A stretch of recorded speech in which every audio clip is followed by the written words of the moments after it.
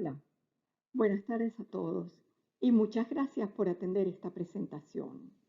Antes de empezar, quiero dar las gracias a la profesora Liliana López, que es la coordinadora de este ciclo de conferencias denominado Hablemos de Ciencias de la Tierra y que es auspiciado por la Facultad de Ciencias de la Universidad Central de Venezuela.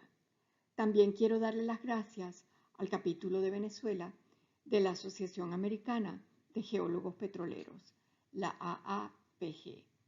Y sin más, demos inicio a esta presentación.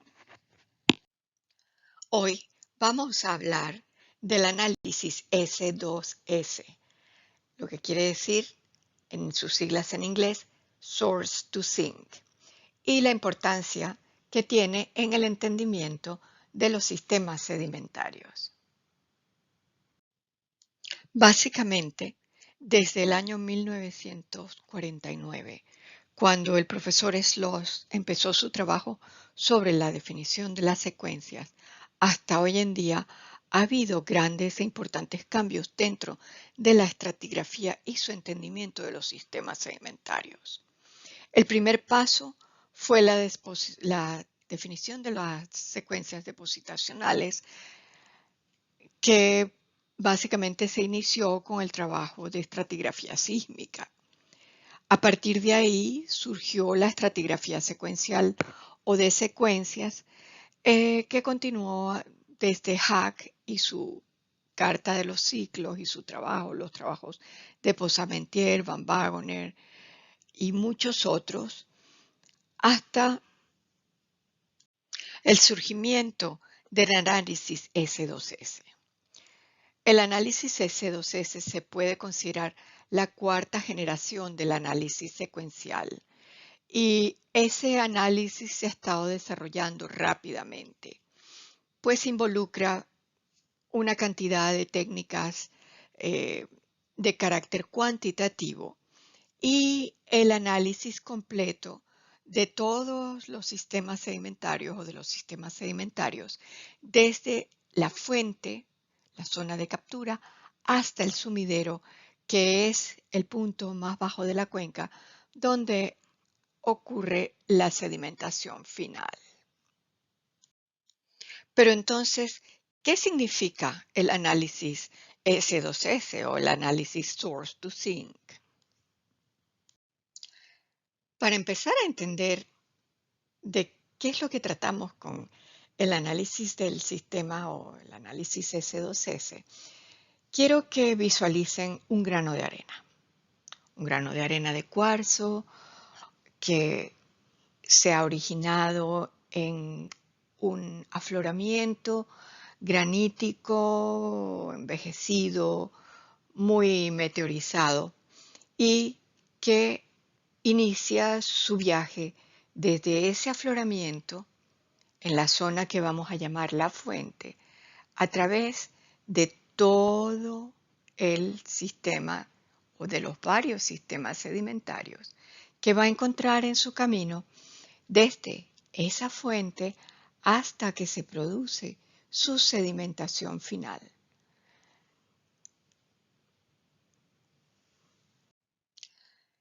Bueno, ¿cómo vemos, cómo estudiamos esto?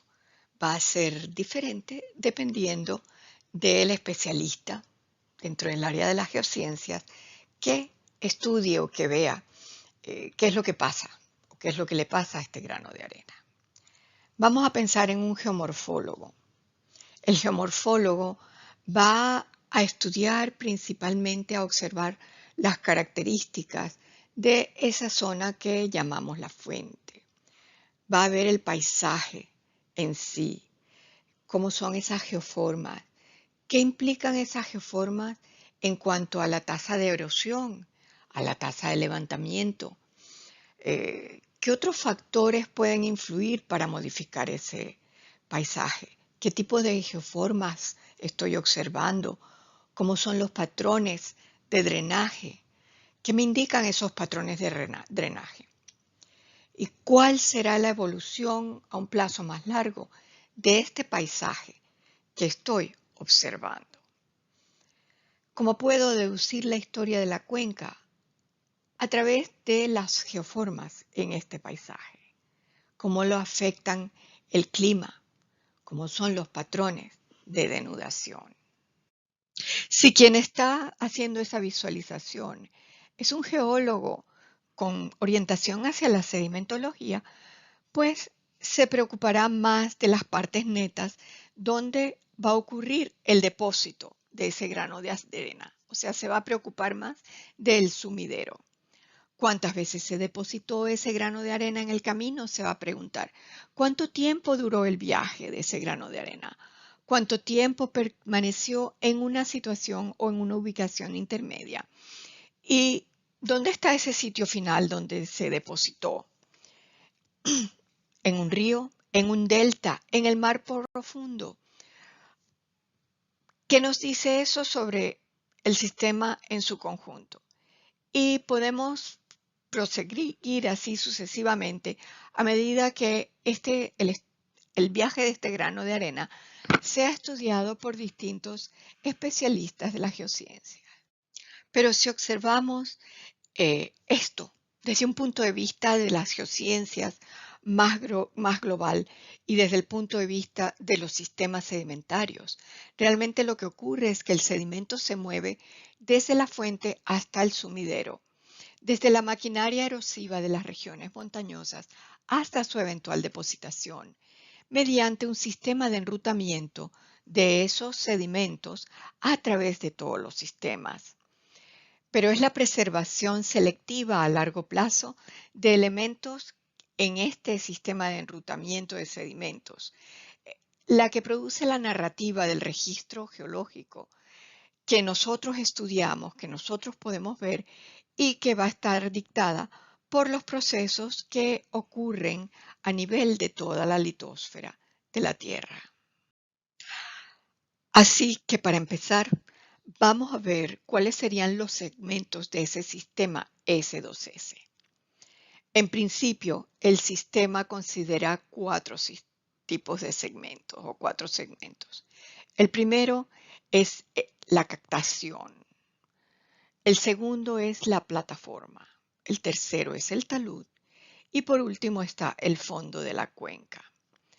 Comprende así todas las áreas que contribuyen, desde la erosión, el transporte y la depositación de los sedimentos dentro de un sistema erosional depositacional completo, desde lo que es la cabecera de la cuenca de captación hasta lo que sería la depositación en el abanico en la parte más profunda de la cuenca.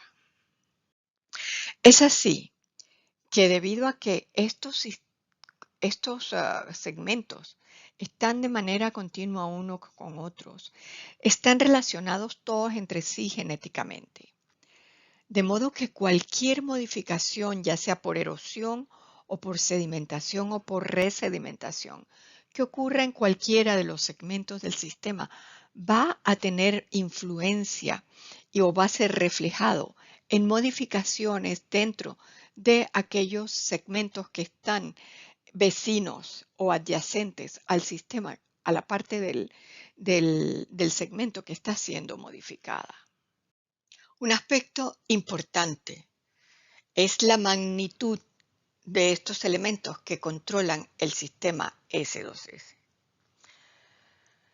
Si los analizamos, podemos ver que la amplitud de los cambios en el nivel del mar, por ejemplo, puede ir desde muy alta hasta muy baja.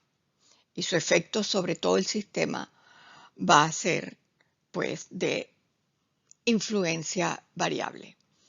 Otro aspecto que es de mucha importancia es la cantidad del influjo de sedimentos dentro del sistema, que puede ir de nuevo desde una cantidad de sedimentos altísima hasta una muy baja cantidad de sedimentos que entre en el sistema. Adicionalmente está la tectónica. La tectónica puede ser desde una tectónica muy compleja hasta una tectónica muy simple. Entonces, la magnitud de estos elementos y la forma en que están en determinado momento interactuando entre sí estos elementos van a determinar muchas de las características de estos sistemas S2S. Pero para tener una predicción cuantitativa, tenemos que tener datos cuantitativos. Entonces, ¿cuáles son los elementos morfológicos de un sistema S2S que queremos conocer de manera cuantitativa? Este gráfico nos ayuda a entender eso.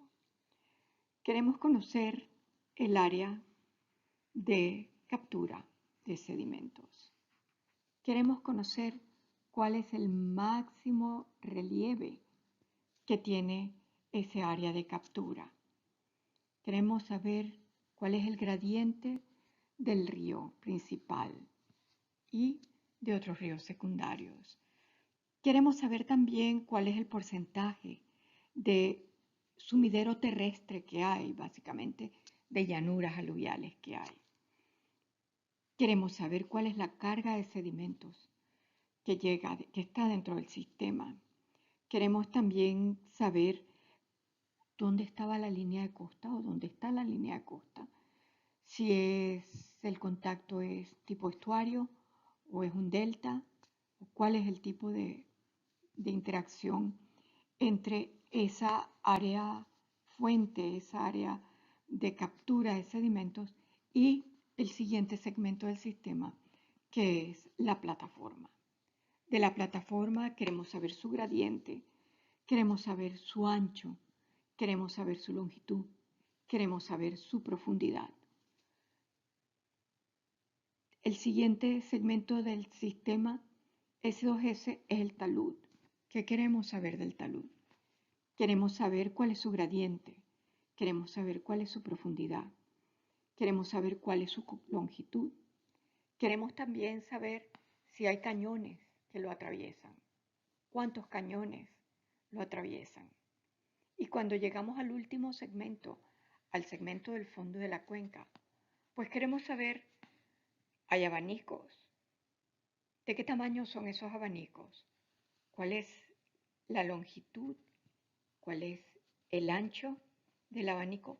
¿Cuál es el gradiente? ¿Cuál es la profundidad de ese abanico? Para poder entonces hacer este análisis S2S cuantitativo, se imaginan que debe de existir alguna base de datos. Esos datos tienen que estar en alguna parte. Efectivamente, existe al menos una base de datos digitales que contiene la información cuantitativa de 69.586 sistemas S2S modernos. Esa base de datos incluye una parte de sistemas que son considerados exorreicos o que drenan hacia el océano o una masa de agua conectada a un océano y una cantidad de sistemas que son considerados endorreicos o que drenan hacia lagos sin desagüe.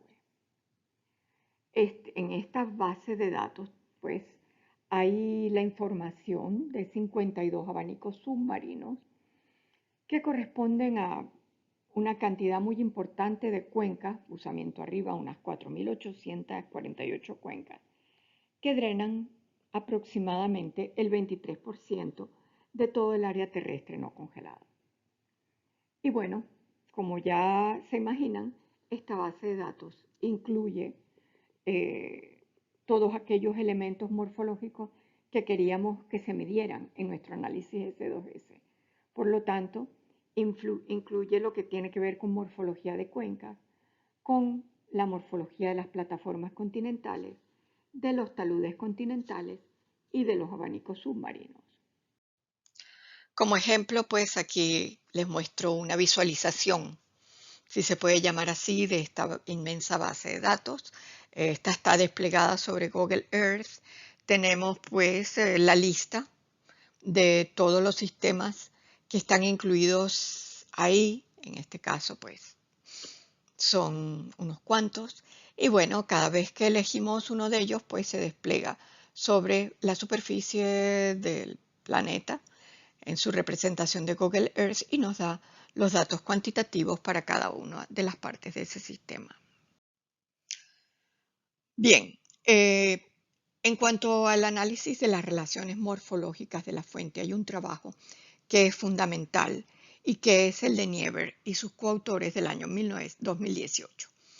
Este análisis morfológico incluye la fuente, la plataforma continental, el talud continental, y ha incluido datos de aproximadamente 1.778 cuencas dentro de lo que es esa base inmensa de datos que existe. Y ellos se centraron en cuencas relativamente grandes con una carga total de sedimentos en el orden de las toneladas métricas por año.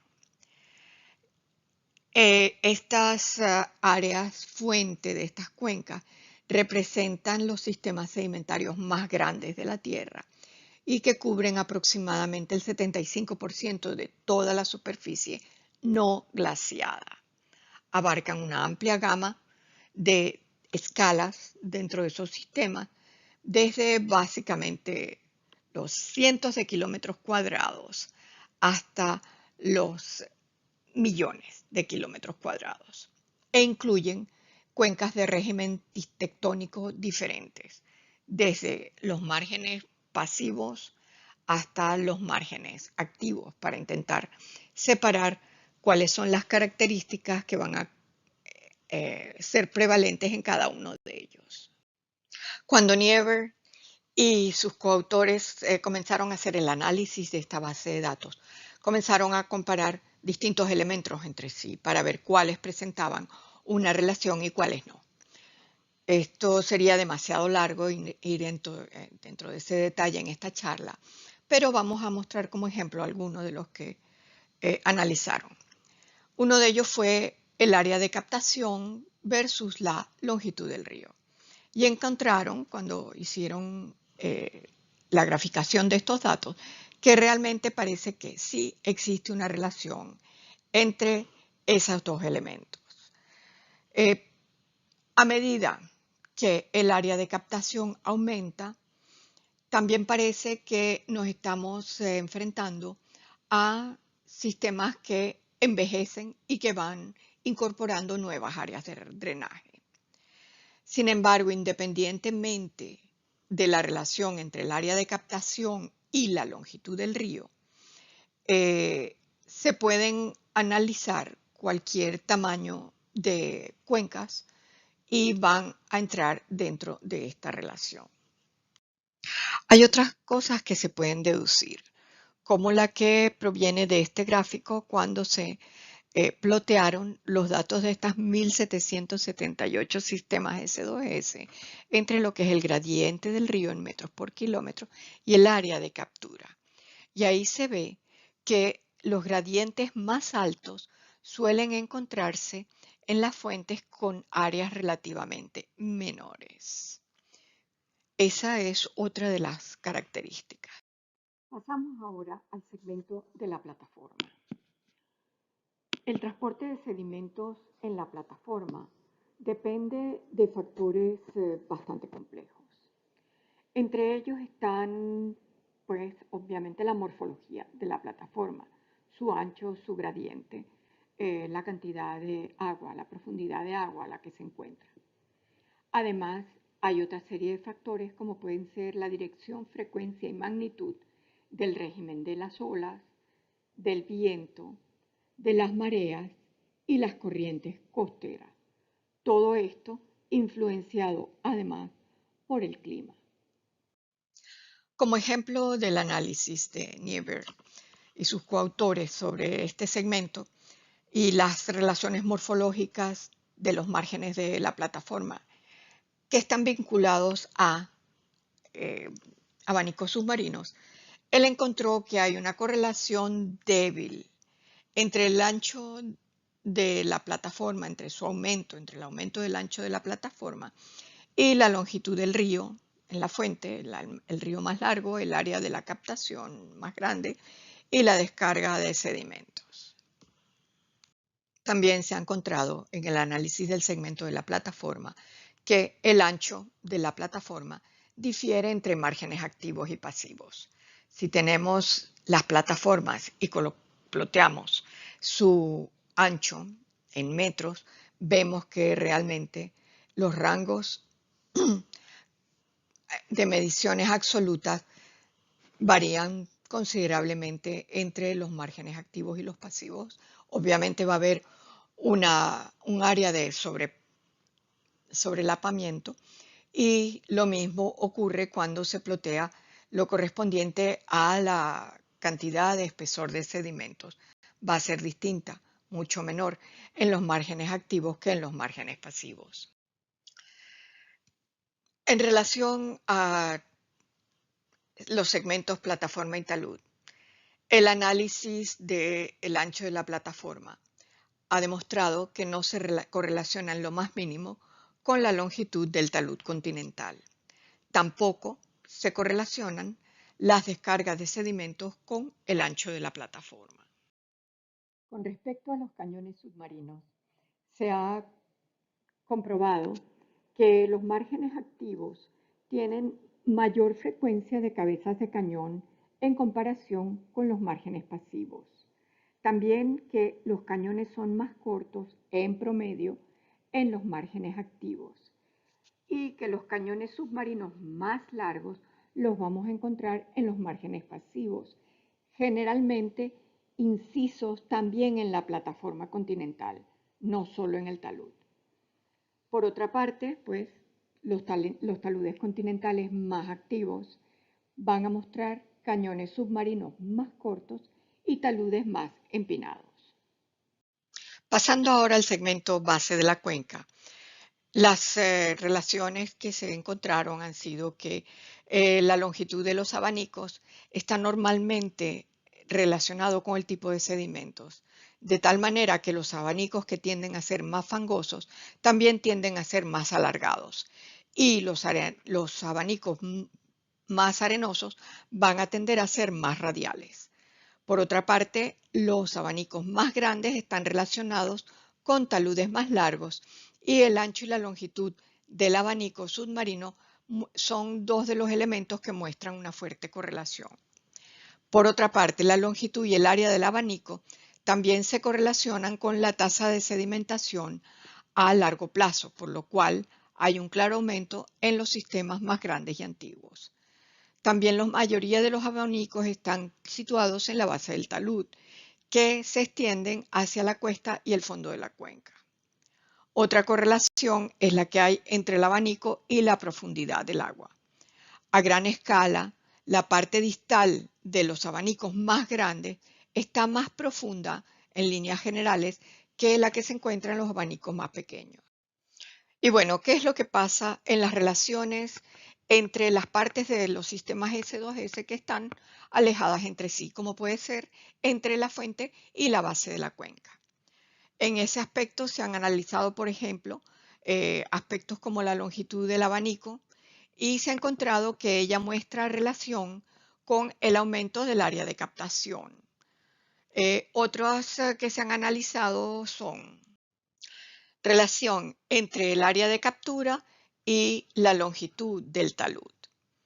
En este caso se ve que los datos se distribuyen principalmente hacia dos zonas distintas del gráfico, pudiéndose separar así lo que corresponde a las relaciones entre las taludes en zonas activas de los taludes en zonas pasivas en relación al área de captura.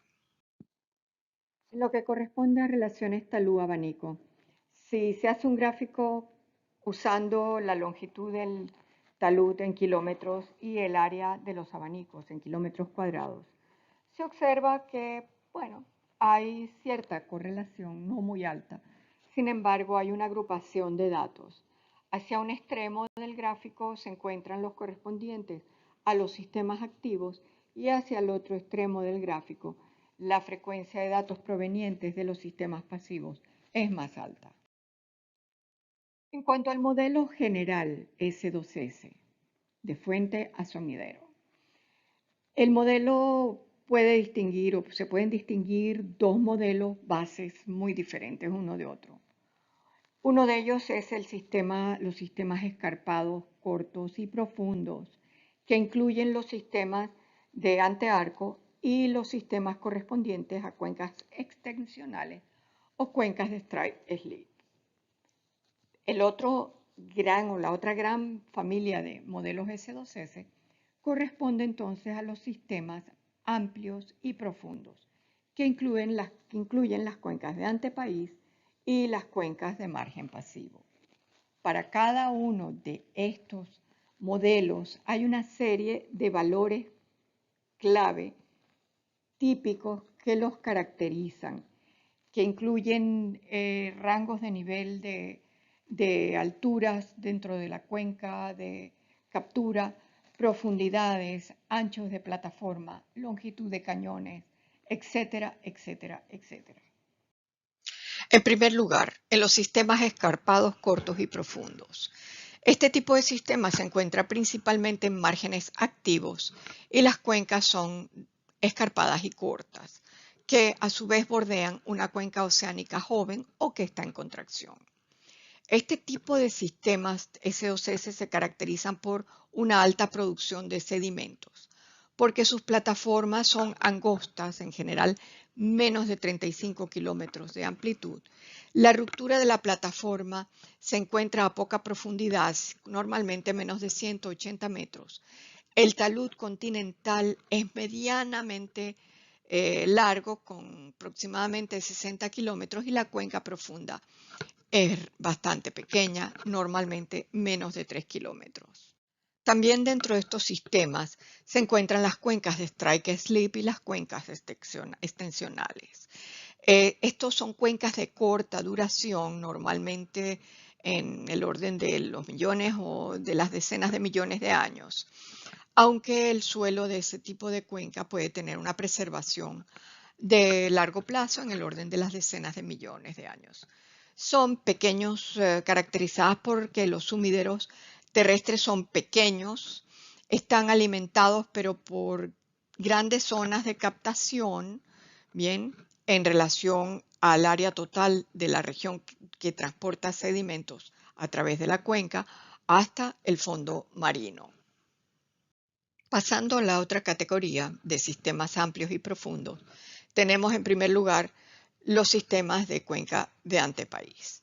Este tipo de sistemas son bastante maduros, suelen corresponder a remanentes de márgenes de rift o a límites de placas convergentes. Son de larga duración, en el orden de los cientos de millones de años, y desarrollan grandes cuencas que tienen una descarga de sedimentos bastante alta. Tienen también plataformas continentales amplias, mayores a los 50 kilómetros, con rupturas profundas en la zona del quiebre de la plataforma, normalmente a más de 200 metros de profundidad. Las longitudes del talud continental son también medias, en el orden de los 60 kilómetros, pero normalmente están caracterizadas por pocos pero muy largos cañones submarinos y fondos de cuenca bastante amplios. Por último, se encuentran los márgenes pasivos. Tienen una región fuente montañosa relativamente pequeña en relación a lo que se puede considerar la zona de bypass de sedimentos, que tiene un gradiente bajo y tiene un sumidero terrestre relativamente mediano, alimentado por unas pocas pero muy grandes cuencas de captación. Ahora bien, y para concluir, ¿dónde se concentra hoy en día el estudio de estos sistemas S2S? Bueno, uno de los sitios es el CSDMS, que corresponde a las siglas de Community Surface Dynamic Modeling System, que es un grupo internacional de investigadores muy amplio, muy variado y que incluye muchísimos países. A través de sus actividades coordinadas se van desarrollando distintos aspectos dentro de lo que es el conocimiento de los sistemas S2S. El CSDMS está organizado en grupos de trabajo. tiene básicamente 5 grupos de trabajo, que incluye 3 grupos de trabajo ambiental y 2 grupos de trabajo integradores. Además, tiene 7 grupos de investigación focalizada y 3 iniciativas. Cuenta aproximadamente con 2.322 miembros de 77 países diferentes. Los 5 grupos de trabajo son trabajo terrestre, que analiza la meteorización, en laderas, ambientes fluviales, glaciales, eólicos o lacustres. El grupo de trabajo costero, que analiza deltas, estuarios, bahías, lagunas y todo aquello que está cerca de la costa. El grupo de trabajo marino, que estudia lo correspondiente a la plataforma, los carbonatos, el talud y las aguas profundas. Y después, entre los grupos de integradores, está el grupo que se dedica a la educación y la transferencia de conocimientos, que eh, orienta su investigación a herramientas de modelado y visualización, a la planificación con herramientas para la toma de decisiones, a la formación de educadores, ayudándolos mediante modelos preempaquetados para ayudar a ilustrar todos los procesos superficiales y a la creación de herramientas para desarrollar la intuición. Por último, el grupo de trabajo en ciberinformática y modelos numéricos, que incluyen aspectos técnicos computacionales. Estos grupos lo que quieren hacer es garantizar que el sistema de modelado funcione correctamente y que sea accesible para todos los usuarios, que se mantienen todos los protocolos necesarios de software junto con la estandarización y visualización de los modelos. Bueno, esto en cuanto a las iniciativas no hay manera rápida de contarlas, pero existen básicamente 5 iniciativas. Una está dedicada al estudio de la vulnerabilidad costera, otra está dedicada al estudio y al modelado de los eventos extremos que ocurren dentro de los márgenes continentales. Está una iniciativa dedicada al modelado de los ríos.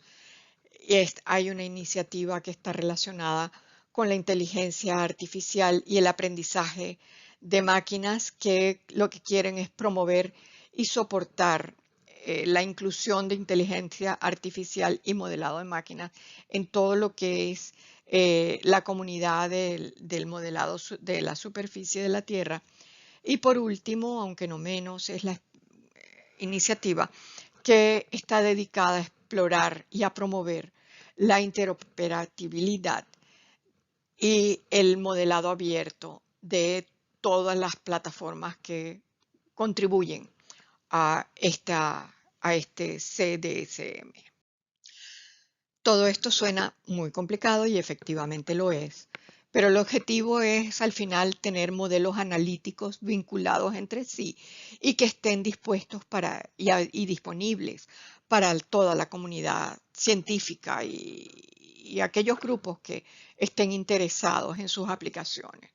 Uno de los ejemplos, como uno de los modelos mejor desarrollados hasta hoy en día, es el que corresponde o que se conoce como SetFlux. Es un ejemplo de un esquema de modelado modular que está abierto. Incluye modelos deltaicos, modelos de plumas fluviales, transporte de sedimentos, modelos geotécnicos, modelos para predecir la estabilidad de los taludes, modelos para el flujo gravitacional, modelos geofísicos, modelos geoacústicos.